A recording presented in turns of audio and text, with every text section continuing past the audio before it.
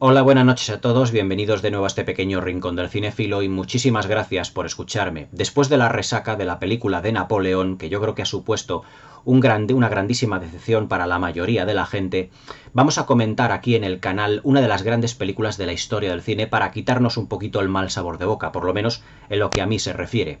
Una de las grandes películas del cine asiático que es uno de los pilares fundamentales de su director, el grandísimo Akira Kurosawa.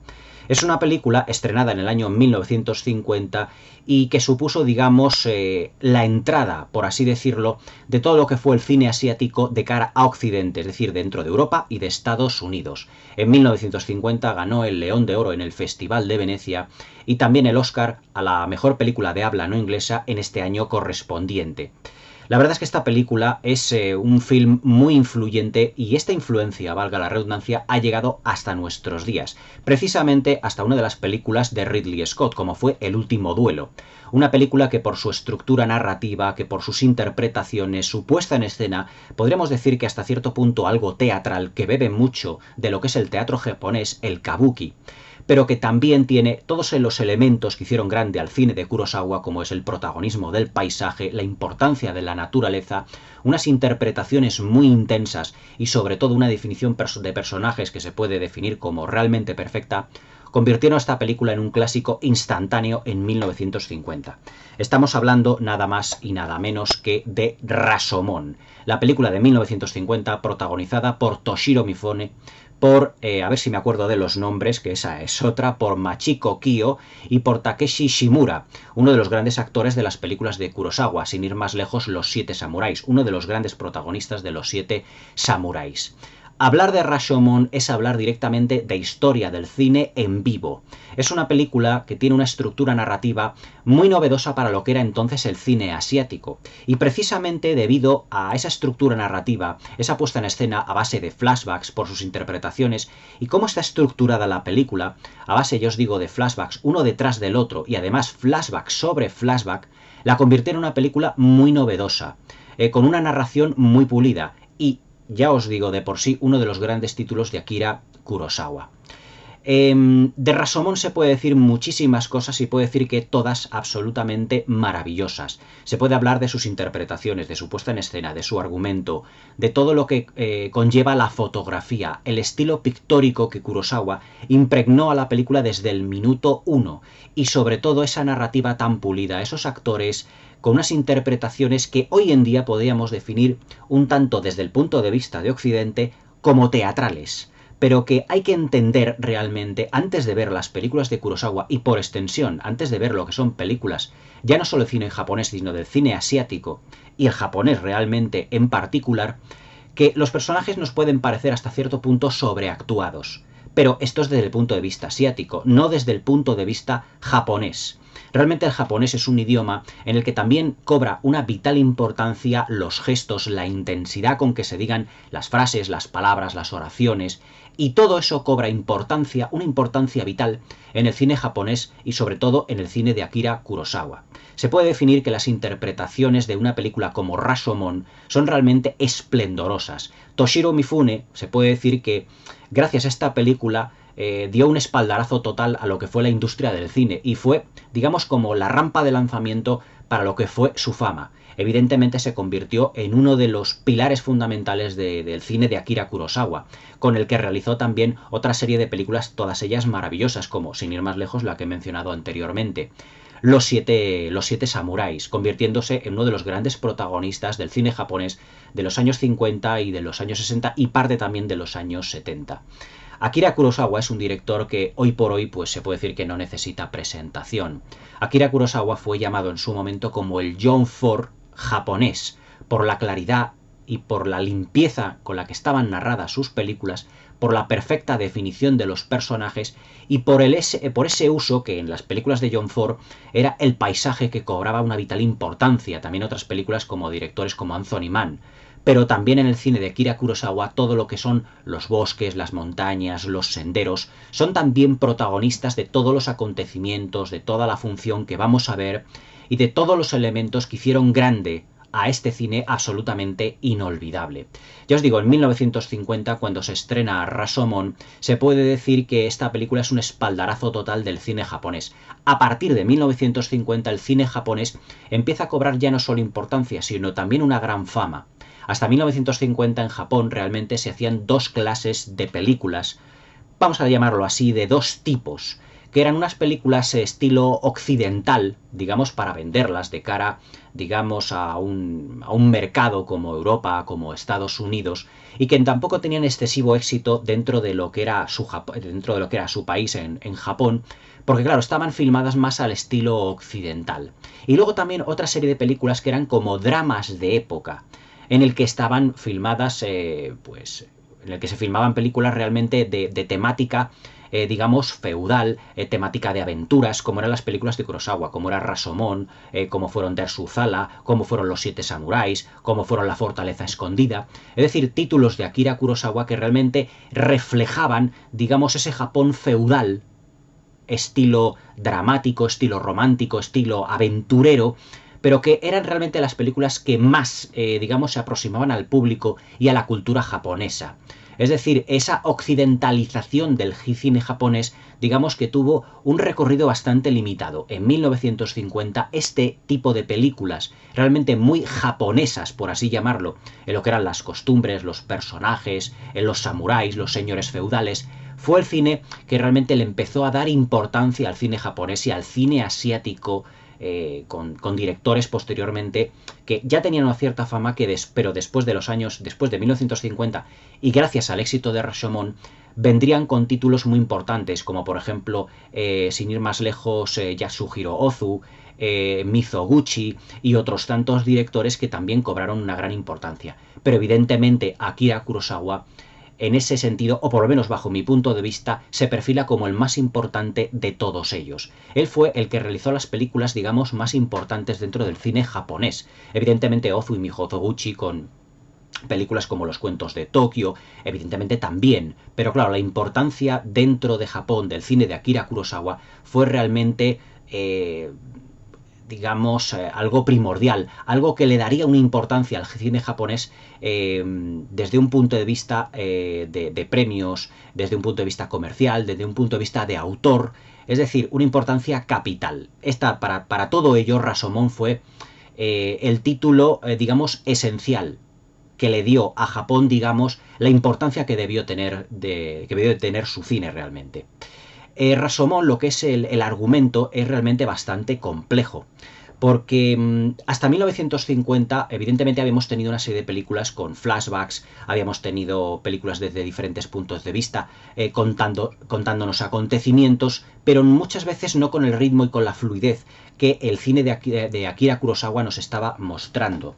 Realmente, desde un punto de vista argumental, tenemos una película que se desarrolla, ya os digo, a base de flashbacks. Tenemos la historia de un leñador, un monje y un peregrino que se reúnen bajo una gran arcada, bajo una gran puerta, que se puede decir que está completamente o parcialmente derruida, llamada la Puerta de Rashomon. Y todos ellos están, digamos, como discutiendo o intentando averiguar, cuál fue, los objetivos, los motivos por los cuales se produjo en fechas aproximadas a los acontecimientos que estamos narrando, digamos, un asesinato, y una violación y un ultraje por parte de un ladrón interpretado por Toshiro Mifune. Entonces, este leñador, este monje y este peregrino empiezan a discutir constantemente sobre ello.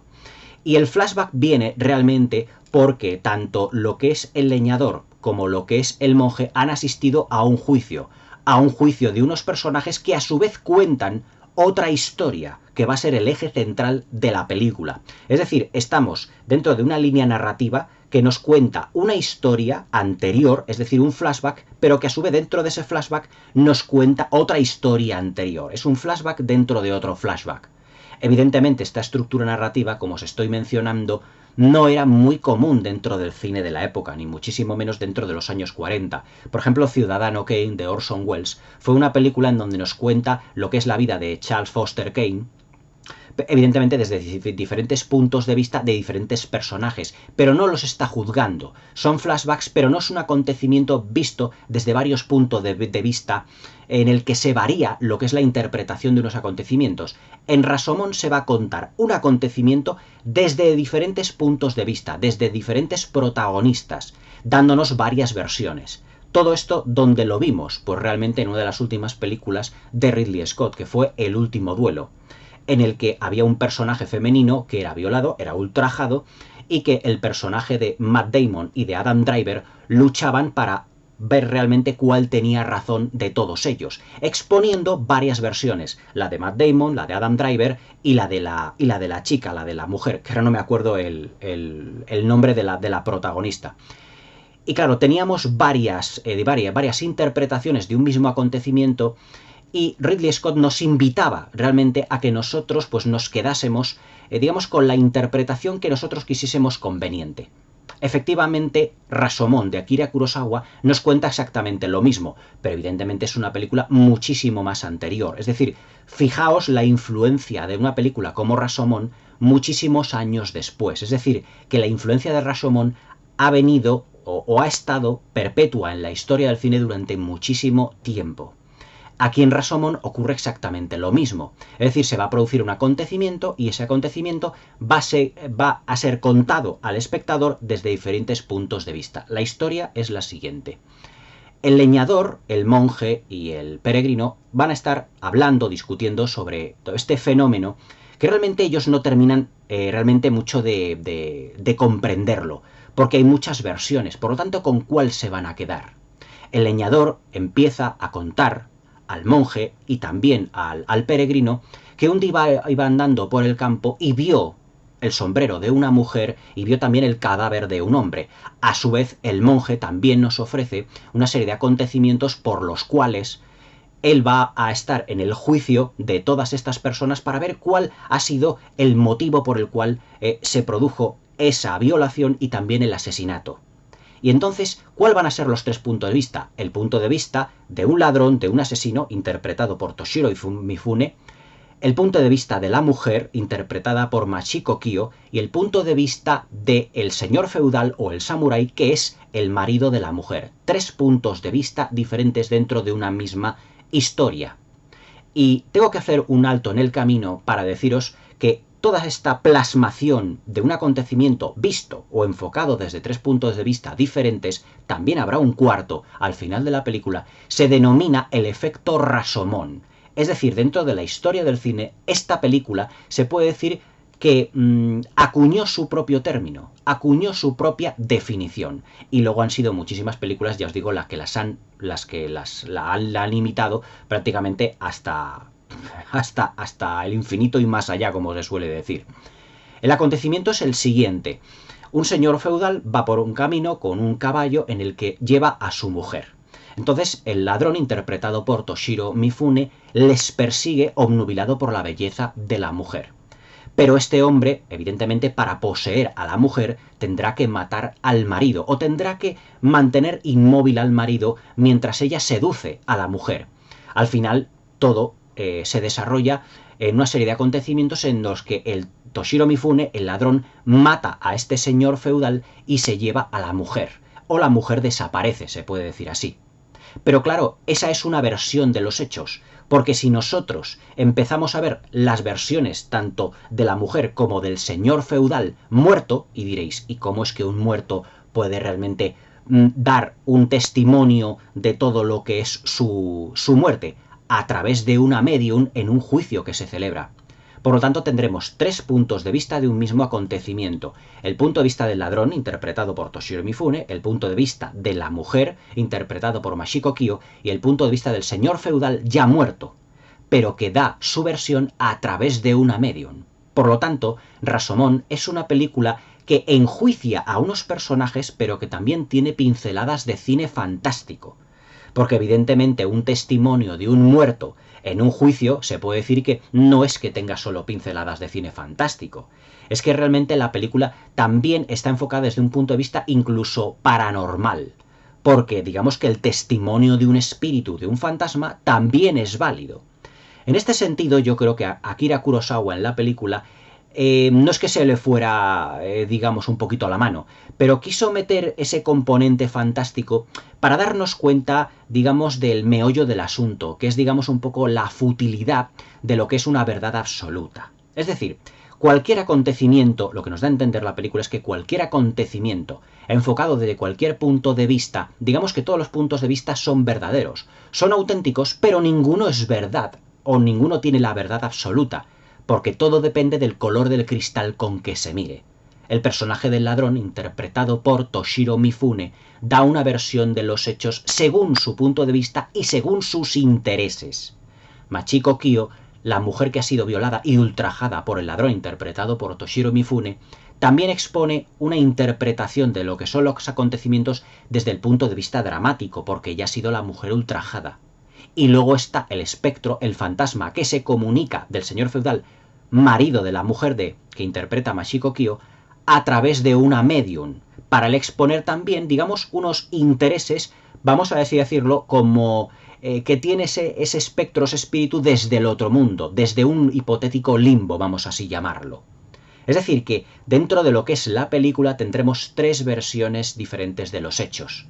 Y esos tres acontecimientos son los que el peregrino, el monje y el leñador se estarán preguntando realmente cuál es el verdadero, cuál es el auténtico, quién miente, quién dice la verdad, quién es subjetivo, quién es objetivo, quién, se lleva por sus intereses, quién no.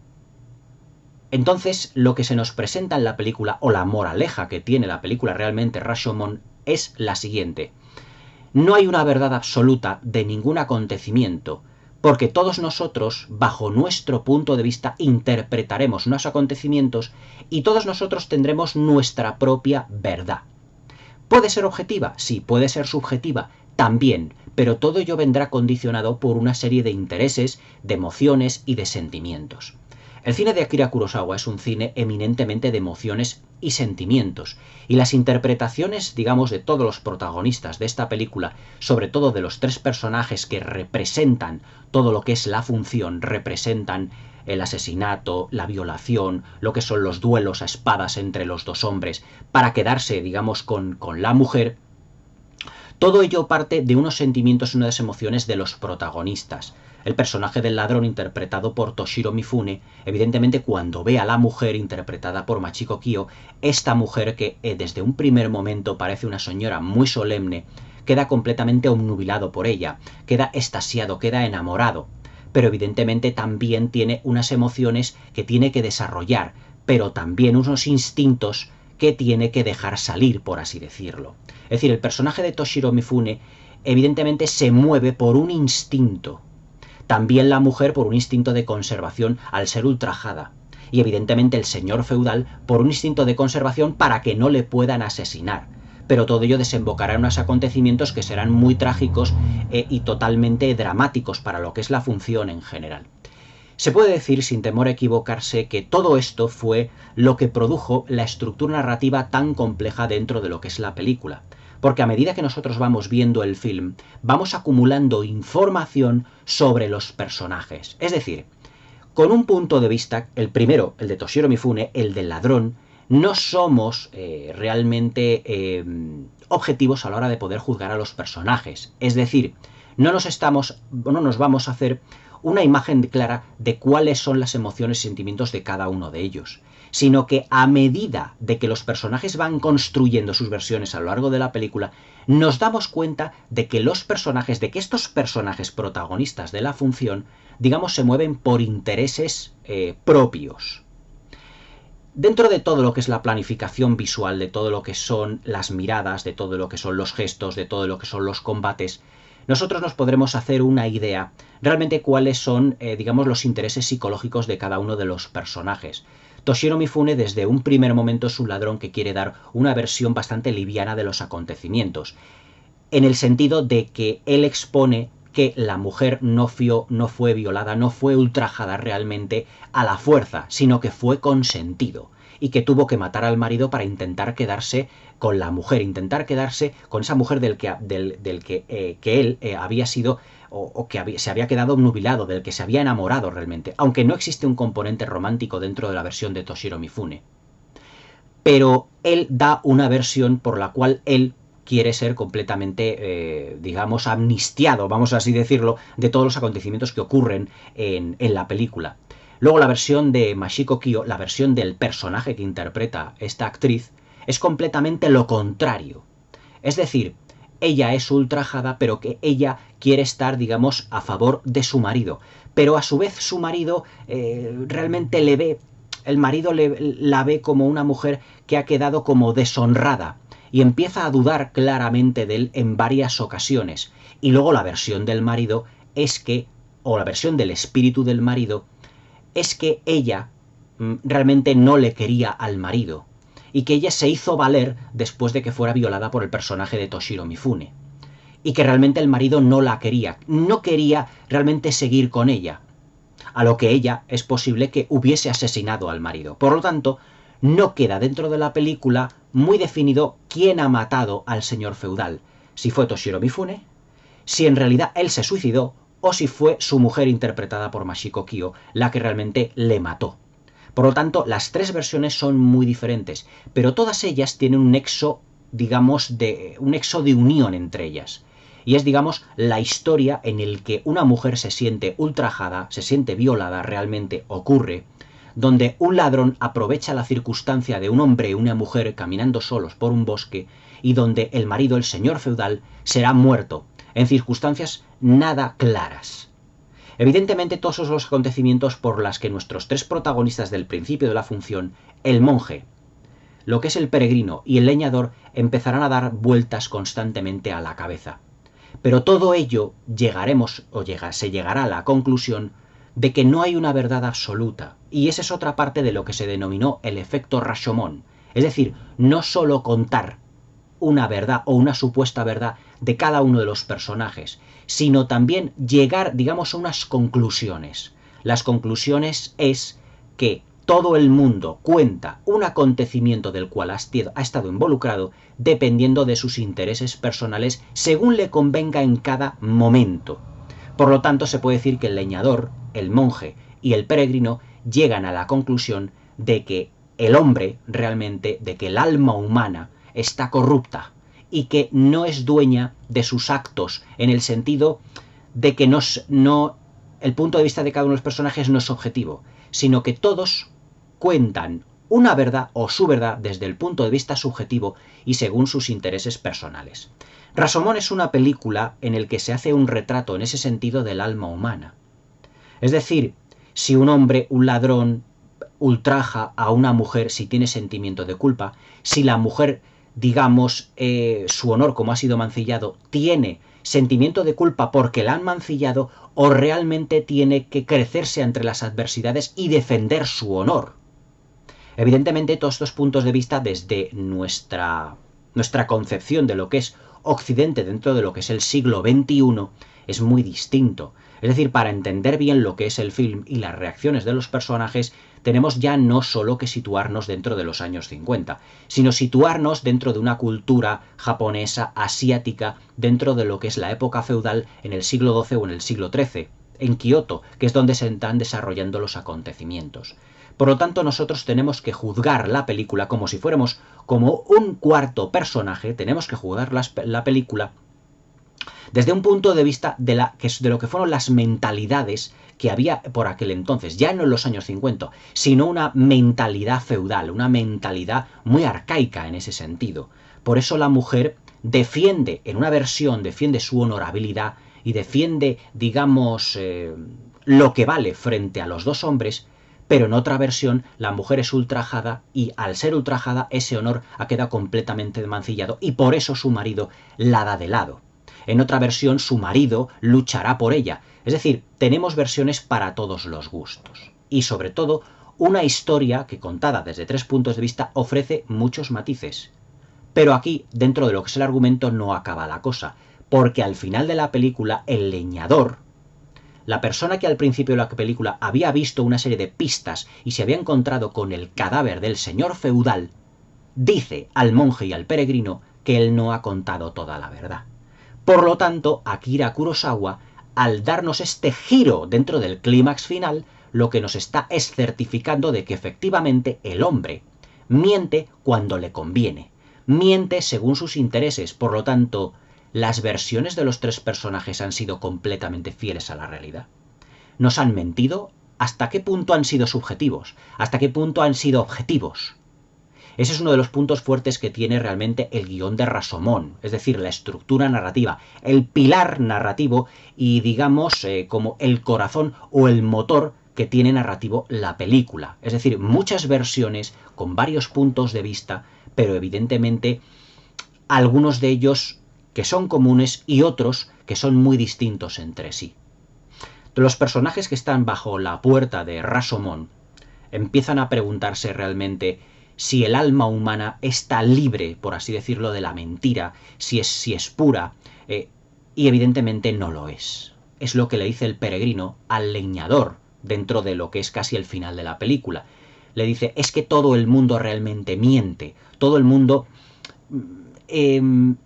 cuando cuenta un acontecimiento lo cuenta bajo sus intereses personales. Por lo tanto, la pregunta que nos hacemos nosotros como espectadores cuando vemos Rashomon es ¿cuál es la versión auténtica de los acontecimientos? No hay versión auténtica, porque todos y cada uno de ellos están diciendo lo que les conviene. Es decir, la relatividad de la verdad es el pilar fundamental de la película. La verdad es algo fútil, es algo relativo. Cada persona ante un acontecimiento tiene su verdad. Lo cuenta bajo sus intereses, todo es subjetivo. Y que muy poco es objetivo, porque todo depende del color del cristal con que se mira. Es lo que le dice el peregrino al leñador. Quédate con la versión que realmente a ti te convenza. Pero hay un motivo para la esperanza en esta película, porque digamos que el punto final del film lo que nos está mostrando es que el hombre miente, que el hombre se guía por intereses, pero ¿le queda al hombre algo de dignidad y de honorabilidad? Evidentemente es uno de los pilares fundamentales de los samuráis. La honorabilidad, digamos, la dignidad, ¿cómo os diría yo?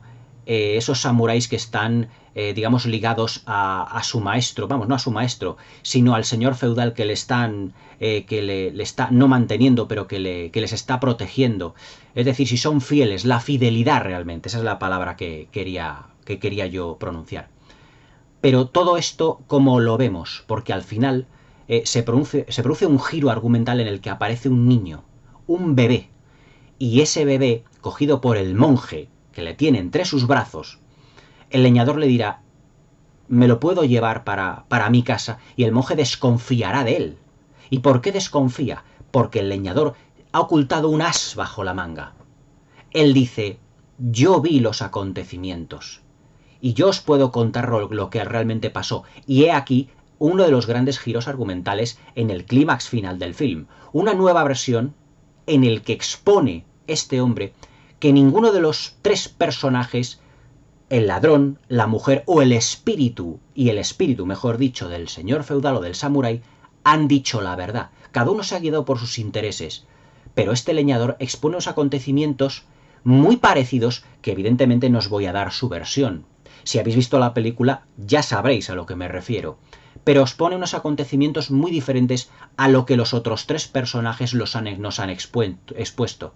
Lo que hace desconfiar tanto al monje como al leñador, mejor dicho, al monje y al peregrino, que ven reafirmados lo que son sus esquemas, diciendo, efectivamente, todos mentimos, efectivamente todos, digamos, contamos una verdad dependiendo de nuestros intereses comunes. Eso es realmente lo que es Rashomon. Es decir, ante un acontecimiento, si somos capaces de decir la verdad o si tenemos que superar nuestros propios intereses, exponer una verdad que es subjetiva por encima de lo que es la auténtica verdad. La búsqueda de la verdad, la interpretación de lo que es el alma humana, lo que es un estudio del alma humana respecto de todo ello, es lo que hace grande a Rashomon. A medida que va pasando la película nos vamos dando cuenta, versión tras versión, de las 4 en total que hay en la película de un mismo acontecimiento, todos los matices de los personajes. Es más, podría haber una quinta versión, la nuestra, la del espectador, recogiendo todos los elementos de los personajes, haciéndolos nuestros y exponiendo los acontecimientos. Eso es lo que Akira Kurosawa quiere mostrar al espectador. Akira Kurosawa con esta película propone un desafío al espectador como diciendo, no solo te tienes que quedar con la versión que tú creas que es la auténtica, sino yo te voy a dar una serie de elementos comunes a todos los personajes en varias versiones diferentes. Y el espectador es el que tiene que hacerse, digamos, cábalas en su mente o pensar un poquito para darse cuenta qué es lo que pudo ocurrir realmente. Porque eso no se nos cuenta en Rashomon. La verdad absoluta es relativa. Eso es lo que nos está dando Akira Kurosawa en esta sensacional película. Dentro de lo que es dentro de lo que es el argumento, de lo que es las interpretaciones, mejor dicho, los tres protagonistas, tanto Toshiro Mifune como Mashiko Kyo, como el actor, ahora no me acuerdo el nombre, que hace de Samurai, el marido de la mujer, digamos que tiene unas interpretaciones todas ellas fantásticas, sobre todo la pareja protagonista interpretada por Toshiro Mifune y Mashiko Kyo. Toshiro Mifune nos ofrece uno de los papeles más completos que él ha desarrollado a lo largo de toda su carrera, porque en esa primera versión que él expone, él se comporta como un ladrón que no tiene excesivamente intereses muy fuertes en lo que es esa mujer y lo que es ese hombre, sino que él se expone ante el espectador como si fuera un ladrón, un asesino, una persona que no tiene escrúpulos. Pero en la versión de Mashiko Kyo y en la versión del otro, del señor feudal, del marido de Mashiko Kyo, es prácticamente todo lo contrario. En la versión de Mashiko Kyo es un hombre que realmente no se guía por unos intereses especialmente obsesivos hacia una mujer, sino que incluso la llega a proponer incluso matrimonio. Es decir, fijaos cómo puede variar un personaje de una versión a otra. Y en las interpretaciones de los personajes es donde todo esto se refleja.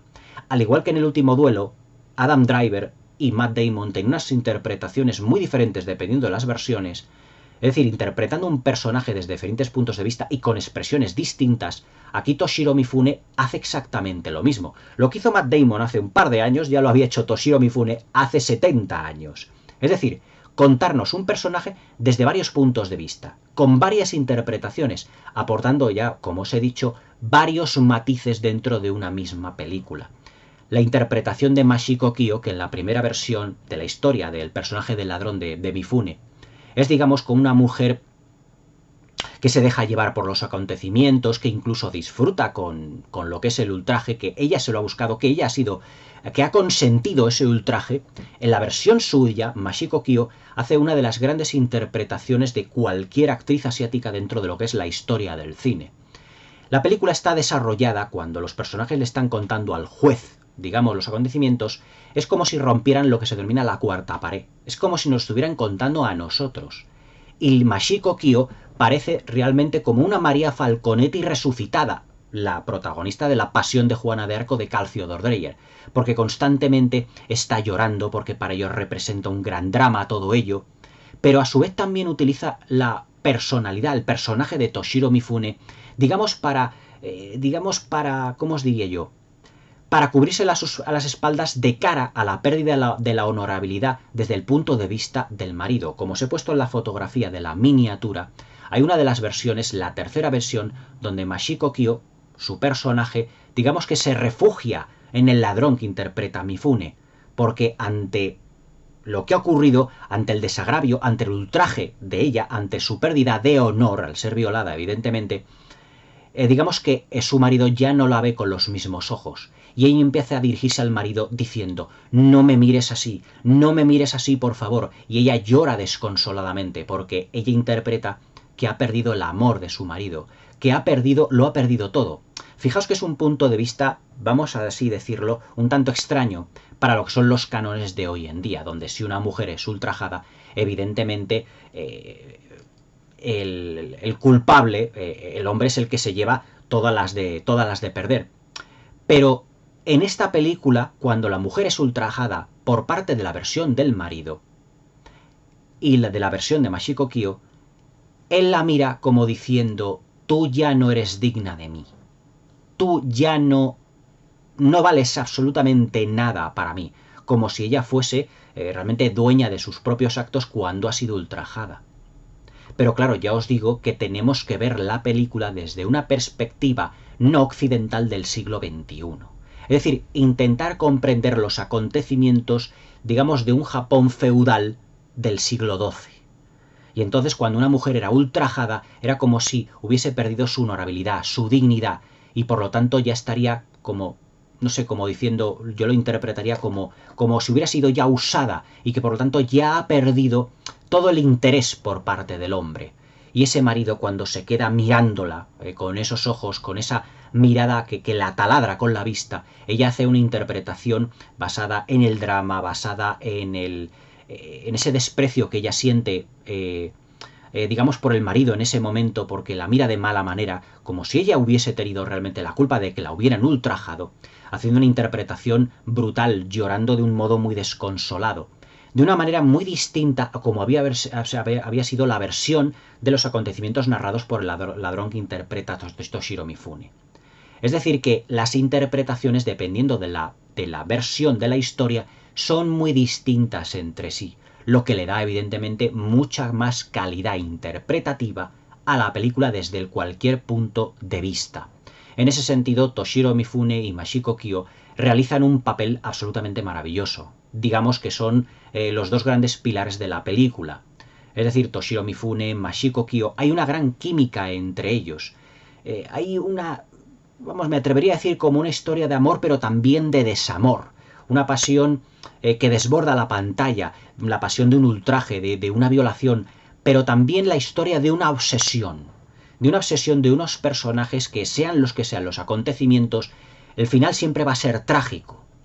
Y debido a esa tragedia del final que se subsana con lo que es la muerte, digamos, del samurái, del marido de la mujer, interpretada por Mashiko Kyo, realmente pues desborda la pantalla en lo que se refiere a lo que es la tragedia, a lo que son los personajes y sobre todo a la interpretación por parte de nosotros como espectadores, y volviéndonos a hacernos la misma pregunta. Es decir, a medida que van pasando los acontecimientos contados por los personajes, realmente nos vamos haciendo una idea de este personaje por qué se comportaba así, ahora se comporta de otra manera. Son muy distintas las versiones entre sí. Realmente es, desde un punto de vista artístico, Rashomon es una película muy completa, muy densa, que hay que ver ya no solo una vez, sino que es la típica película para ver 2 y 3 veces para poder sacarle todo el jugo, todo lo que son los matices. Es una película, Rashomon, de muchísimos matices, sobre todo visuales. Las miradas, lo que son las posturas, lo que es el lenguaje corporal cobra una grandísima importancia. Sobre todo en la primera versión de Toshiro Mifune, cuando Mifune besa a Mashiko Kyo, al personaje que interpreta ella, y ella se queda con los ojos abiertos todo el tiempo. Pero llega un momento que ese beso, que va a anunciar lo que es el ultraje y la pérdida de la honorabilidad por parte de ella, evidentemente, ella abraza por la espalda al personaje del ladrón interpretado por Shiro Mifune. Por lo tanto, le está gustando, o mejor dicho, acepta ese ultraje, que es evidentemente otro de los matices que en la tercera versión el marido de la mujer no aceptará y por eso la mirará de mala manera. Es decir, hay muchos puntos de conexión entre las versiones. Hablando ya de lo que es la parte técnica, el cine de Akira Kurosawa es un cine muy parecido en ese sentido al de John Ford. Es decir, es un cine donde lo que es la puesta en escena, de lo que es el paisaje, de lo que es el entorno, dentro de lo que es la dirección artística, lo que son los exteriores, cobra una vital importancia. La película estuvo rodada en un parque natural hoy en día, un parque, mejor dicho, un parque nacional, un parque natural allí en Japón, en Kioto, en donde se puede decir que lo que es la espesura, el bosque, está íntimamente ligado con los acontecimientos que vamos a ver.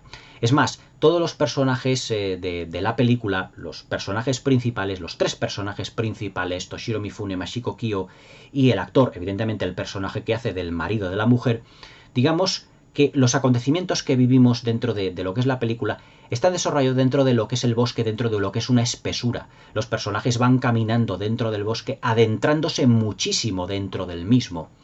La película tiene en ese sentido, digamos, como algunas pinceladas incluso de mitología, porque los grandes mitos de la mitología griega, sobre todo, siempre ocurrían dentro de lo que era la naturaleza.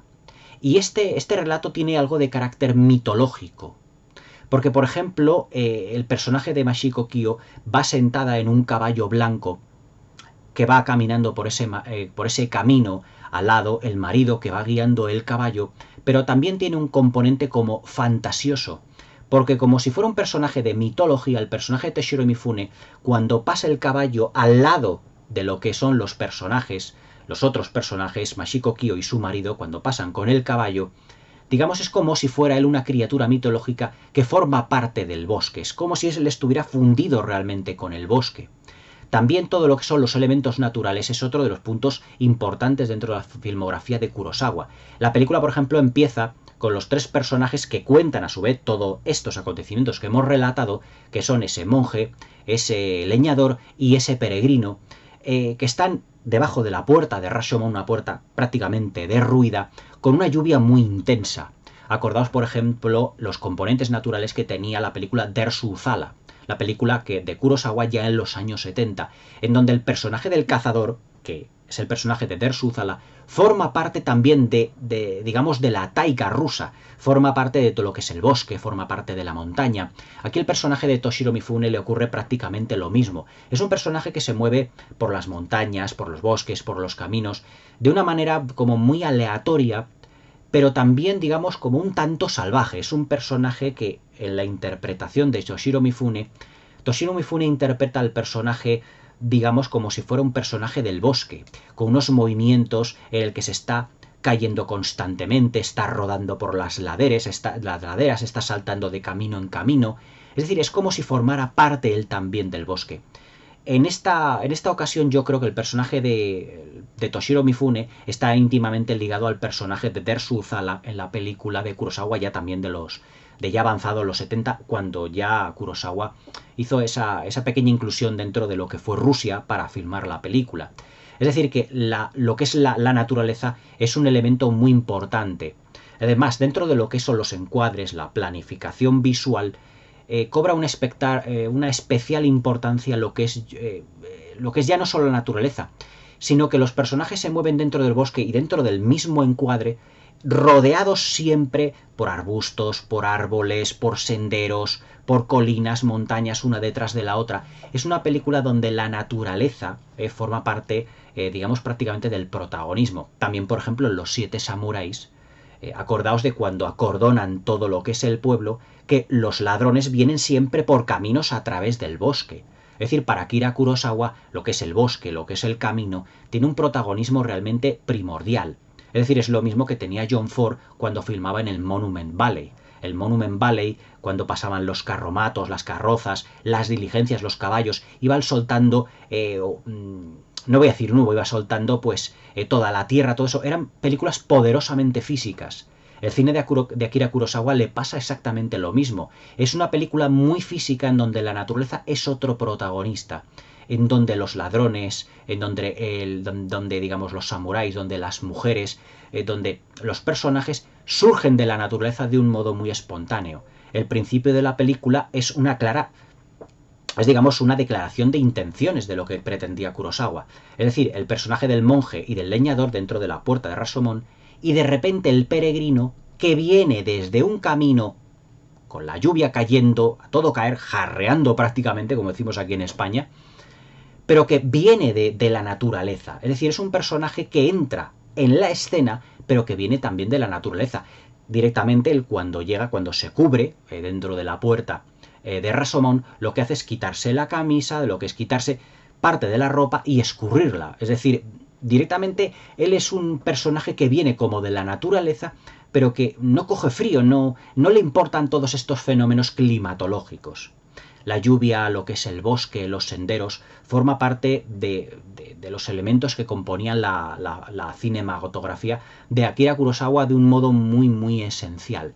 En ese sentido, Kurosawa yo creo que filma los bosques como lo hacía John Ford en el Monument Valley. En ese sentido, Kurosawa ejemplifica mucho todo lo que es la naturaleza dentro de lo que es el encuadre, dentro de lo que son el argumento, dentro de las historias de sus películas. Otro elemento de vital importancia es que Akira Kurosawa era un gran admirador de lo que era la pintura, él mismo pintaba. Por lo tanto, se puede decir que muchos de los encuadres de sus películas, incluso las películas que hacían blanco y negro, esta lo es, como Los Siete Samuráis, no Dersu-Zala, que ya lo hizo con un colorido esplendoroso, se puede decir que tenían una calidad pictórica. Es decir, los encuadres, o se puede decir que Rashomon es una película visualmente deslumbrante. Y además es una película en donde también yo os digo que dentro del argumento tiene muchas emociones y sentimientos de los personajes. Y todo como lo plasma Akira Kurosawa dentro de ese bosque idílico que es como el protagonista también presente, siempre omnipresente dentro de sus películas. Pues realmente a base de primeros planos de lo que son los ojos de los protagonistas, los encuadres, cómo afecta la climatología a los personajes. El personaje de Toshiro Mifune no hace más que sudar durante toda la película. El calor le afecta profundamente, pero también esas miradas huidizas, esas miradas de pasión, esas miradas de odio, dependiendo de la versión que estemos dentro de lo que es la historia, todo ello hace a un personaje, hace que todo como os diría yo, le cause una sensación de cara al espectador. El personaje, ya os digo, de Toshiro Mifune no hace más que sudar, el personaje de Mashiko Kyo no hace más que llorar. Evidentemente, todo se mueve a través de pasiones, de emociones, de sentimientos a flor de piel. El cine de Akira Kurosawa era también un cine, y Rashomon lo es, de personajes llevados al límite. Acordaos, por ejemplo, Los Siete Samuráis, en donde unos aldeanos vivían, por así decirlo, también al límite, porque unos ladrones les estaban quitando la comida y se iban a morir de hambre. En Rashomon, ¿qué es lo que ocurre? Que el personaje de Toshiro Mifune se enamora o siente un instinto de poseer al personaje de Mashiko Kyo de un modo muy pasional, pero también guiado por el instinto. Es un personaje que va mucho al límite. Pero Mashiko Kyo, en defensa de lo que es su versión, llora desconsoladamente rompiendo lo que es la cuarta pared delante de nosotros, como si fuera, ya os digo, como una pasión de Juana de Arco.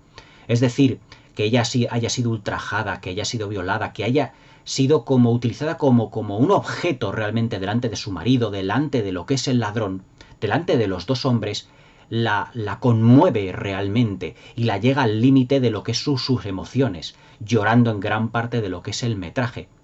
Pero también en otra parte de otra versión, convirtiéndose en un personaje que desea la muerte incluso del marido, o la muerte del personaje de Toshiro Mifune, realmente desea la muerte de aquel hombre que no sea digno de ella, como dice en una de las versiones, el personaje de Mashiko Kyo. Es decir, Rashomon es una película muy completa desde el punto de vista argumental, realizado con flashbacks, con una estructura narrativa que va dando saltos de versión en versión, pero que todos ellos tienen muchos elementos en común, otros no tanto, para que nosotros nos formemos nuestra propia versión de los acontecimientos.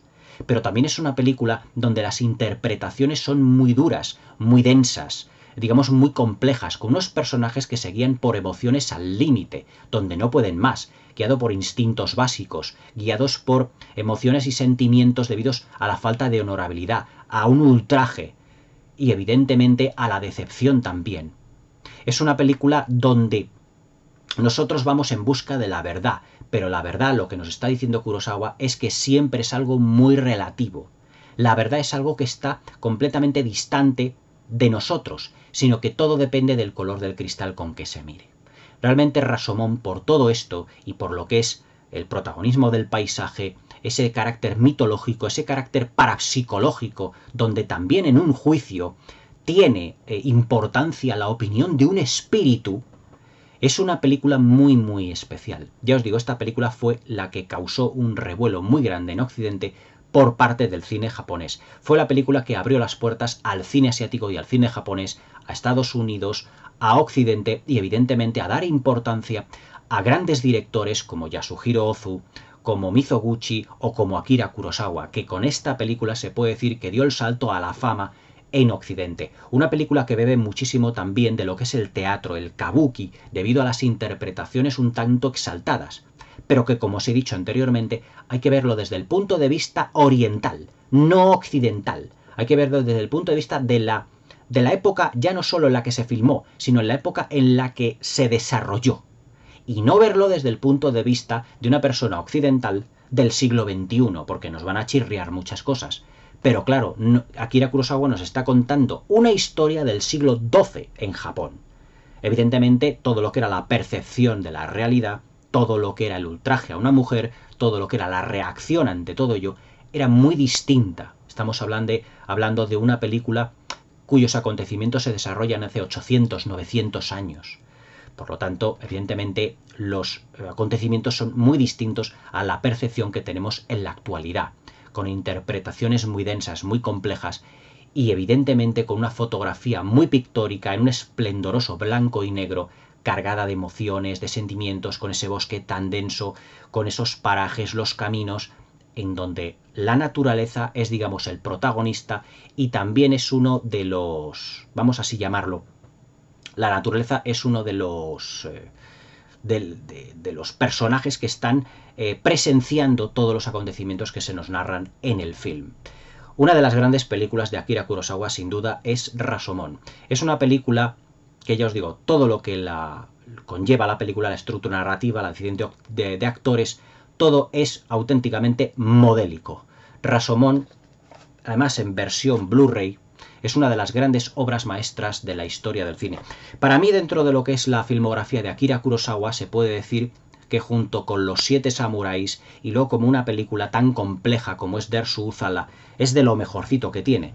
Evidentemente, luego, al paso de los años, Akira Kurosawa fue, digamos, superándose a sí mismo con películas como La Fortaleza Escondida, como Kagemusha, La Sombra del Guerrero, Los Sueños de Akira Kurosawa, Ran, que creo que fue una de sus últimas películas, incluso ya en la parte, ya no final, vamos a decirlo, de su vida, pero tuvieron George Lucas y Steven Spielberg, esto es historia, George Lucas y Steven Spielberg, que financiarle una de sus últimas películas. No me acuerdo ahora cuál fue el título de la misma, pero que ya Akira Kurosawa ya no contaba con, digamos, con...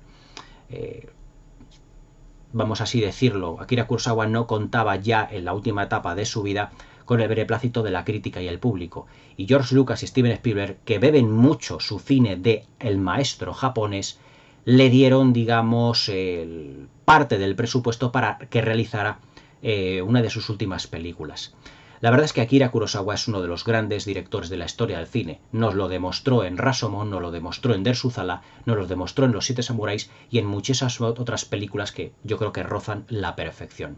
No os perdáis Rashomon, que es una de las grandes películas de la historia del cine. Ya os digo, influencia hasta nuestros días. El último duelo es la versión de Rashomon de Ridley Scott, pero es prácticamente la misma historia. La mujer ultrajada, los dos hombres que forman un triángulo, así decirlo, amoroso, pero que lucharán, digamos, en duelos, en la película de Ridley Scott y en la película de Kurosawa, lucharán en duelos realmente por la mujer.